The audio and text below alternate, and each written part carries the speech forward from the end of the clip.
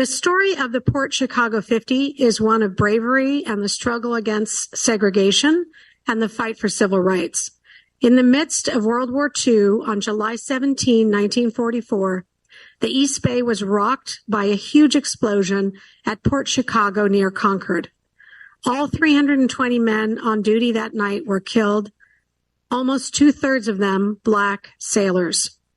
The disaster amounted to 15% of all Black American military deaths during World War II, and that was right here, just a few miles away.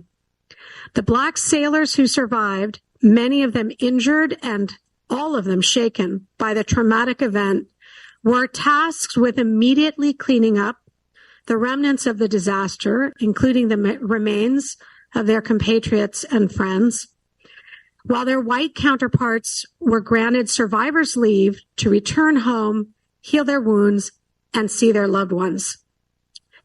Just days after the disaster, the remaining African-American sailors were sent to Mare Island near Vallejo to continue loading explosives under the same leadership, so-called leadership, responsible for previous safety violations and with no investigation and no changes to procedures, conditions, or safety practices. Rather than provide training, bring work conditions up to legal code, or reassign white sailors to loading duties, naval leadership packed 258 of the Black sailors onto a prison barge and threatened them with execution if they did not return to work. There, they were faced with one of the hardest decisions of their lives: return to work in unsafe conditions or put their lives on the land to stand against segregation and abuse in the military.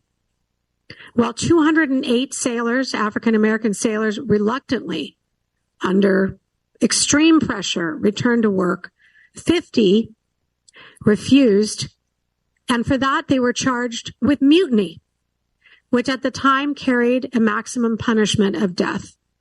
The trial and subsequent conviction of the Port Chicago 50 was a historical miscarriage of justice that we can never undo, but we must strive to correct it. The resolution recognizes the grave sacrifices made by these sailors to stand against racism, against the brutalization of Black men's bodies, against dangerous working conditions and abusive bosses. It documents our city's support for the full exoneration of these 50 heroes.